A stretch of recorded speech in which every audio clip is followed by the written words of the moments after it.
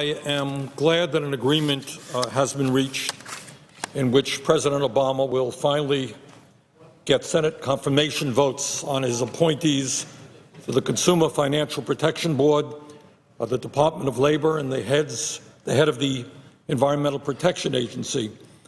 This agreement, as I understand it, will also provide that the President's new nominees for the National Labor Relations Board will be rapidly confirmed. That's a step forward. But while this agreement addresses the immediate need for the President of the United States to have his cabinet and his senior staff confirmed, this agreement today only addresses one symptom of a seriously dysfunctional Senate. The issue that must now be addressed is how we create a process and a set of rules in the United States Senate which allows us to respond to the needs of the American people in a timely and effective way, something which virtually everyone agrees is not happening now. The United States Senate, in my view, cannot function with any degree of effectiveness if a supermajority of 60 votes are needed to pass virtually any piece of legislation, and if we waste huge amounts of time not debating the real issues facing working people, but waiting for quote-unquote motions to proceed hour after hour after hour where nobody is even on the floor of the United States Senate.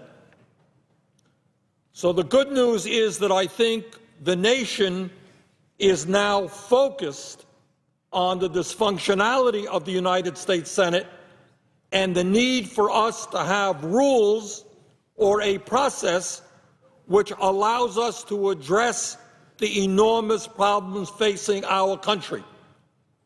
When people ask, why is it that Congress now has a favorability rating of less than 10%, the answer is fairly obvious. The middle class of this country is disappearing.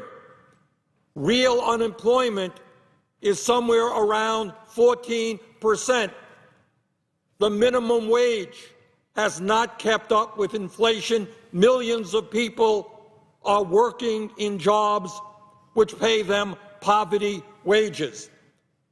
Tens of millions of people today lack health care, while we have the most expensive and wasteful health care system in the world.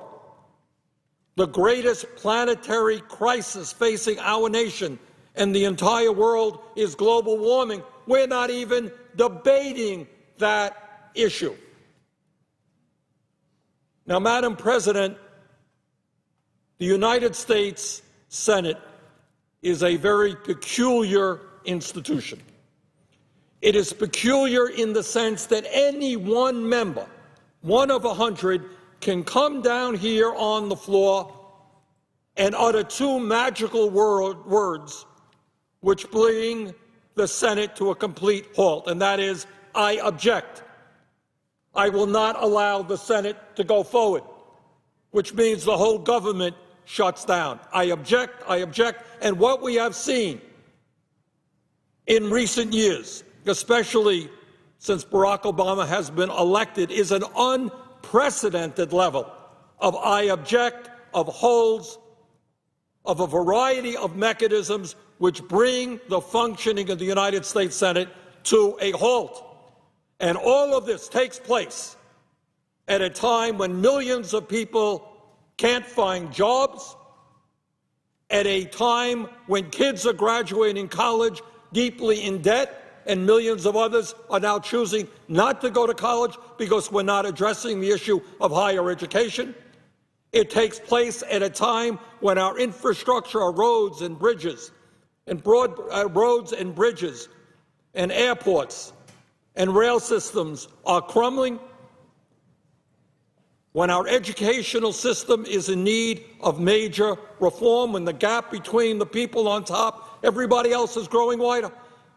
The American people perceive that this country has major problems which must be addressed. And what does the United States Senate do? We are sitting here waiting 30 hours for a motion to proceed, to see if, in fact, we can vote on a piece of legislation which requires 60 votes, and time again, we don't get those votes. Now, Madam President, when votes come up, I would like to win, be on the winning side. That's natural. Everybody would. But what happens here, and the American people by and large don't fully understand it, we don't vote on issues. What happens is the debate ceases because we don't get motions to proceed.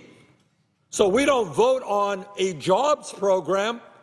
We vote on whether or not we can proceed to a jobs program to create millions of jobs. We don't vote on whether we can keep interest rates for college students who are borrowing money low. We vote on whether we can proceed to have the vote. And what we have seen now in the last several years is an unprecedented level of obstructionism and of filibustering. Between 1917 and 1967, there was a more or less agreement in the Senate that a filibuster would only be used under exceptional circumstances. And in that 50-year period, there were only some 40, 45 filibusters in a 50-year period. When Lyndon Johnson was majority leader in the late 1950s, in his 6-year tenure as majority leader, he had to overcome a filibuster on one occasion. Since Harry Reid has been majority leader in the last 6.5 years, he has had to overcome over 400 filibusters, or at least requirements for 60 votes. The amount of time we are wasting is unconscionable. And furthermore, what the American people don't know is that time after time after time, we are winning. We have the votes to win and have shown that on very important issues. In terms of one major issue, just as an example, right now, Madam President, rather tragically, we have a situation as a result of the disastrous Citizens United Supreme Court decision that corporations and billionaires can spend hundreds of millions of dollars on elections. And as bad as that is, what is even worse, they can hide their contributions, not make it public. Well, guess what? The United States Senate, by a majority vote, said that's wrong. If you're going to contribute huge amounts of money into the political process, the people have a right to know who you are. We have a majority vote on that issue. We couldn't get it passed because we needed 60 votes. The American people know that our tax system is enormously flawed. That you have major corporations, General Electric and other corporations, that in a given year, after making billions of dollars in profits, pay zero in federal taxes. Legislation was passed on the floor of the Senate by majority, which begins to address that issue. But we didn't have 60 votes. We provided emergency relief to senior citizens who several years ago were getting no COLAs for Social Security. We had a majority vote, couldn't get 60 votes. We had a majority vote to say that women should be paid equal pay for equal work. Majority of senators said that. couldn't get it passed.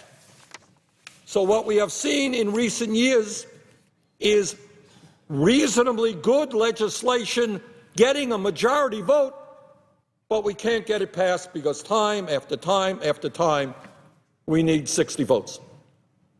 So what we are operating under now is a tyranny of the minority. The American people go to vote, they elect Obama president, they elect a Democratic Senate. People who campaigned on certain issues, these people go forward trying to implement their campaign promises. They can't do it because we cannot get 60 votes. So once again, at one point in Senate history, from 1917 to 1967, the filibuster was used very, very sparingly, only under exceptional circumstances. Since that point, have Democrats, and I speak as an independent, have Democrats abused the system? Have they been obstructionists? There are times when they have been. But since 2008, what has happened is the Republicans have taken obstructionism to an entirely new level. Virtually every piece of legislation now requires 60 votes. And virtually every piece of legislation requires just an enormous amount of time. What do we do? What do we do? My colleagues on both sides of the aisle have made the point that the Senate is not the House, and they are right.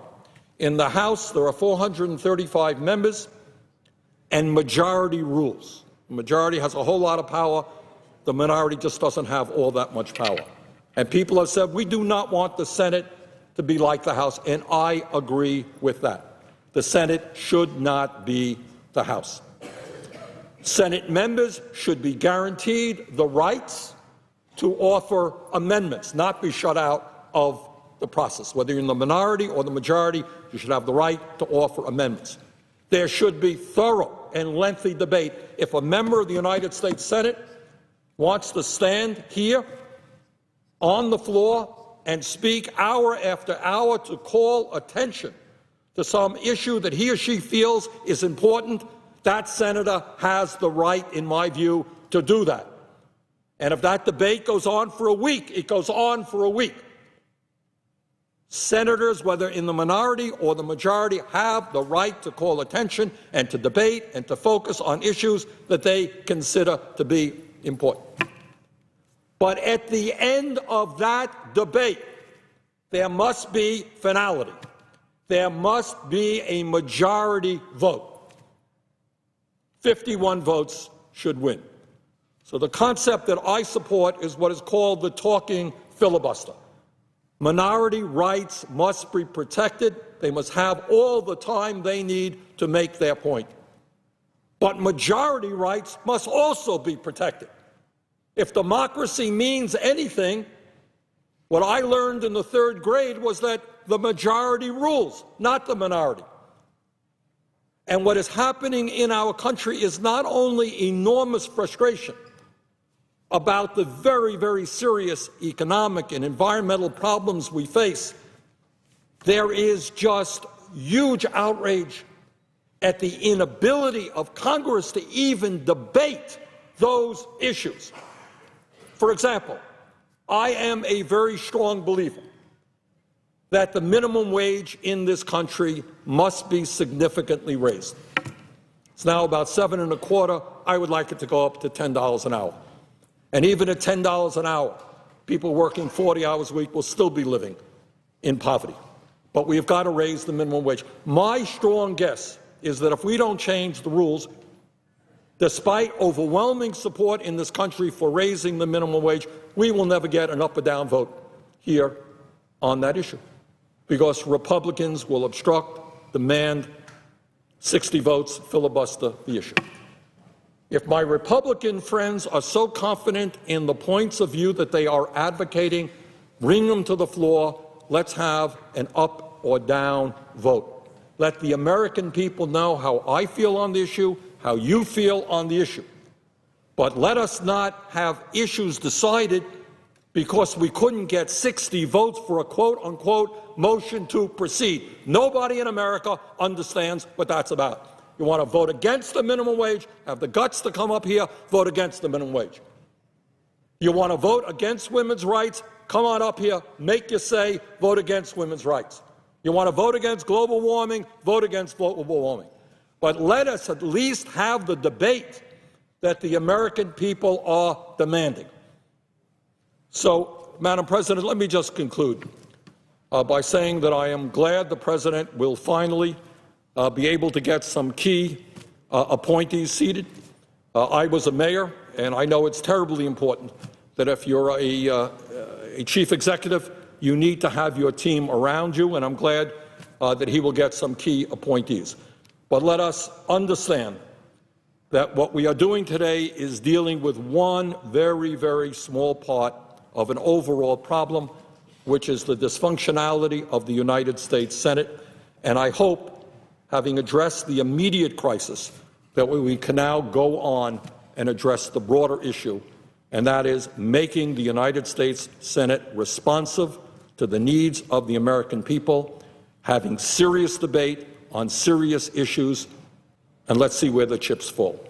And with that, Madam President, I would yield the floor and note I would not yield the floor, or I would yield the floor and not yield the floor.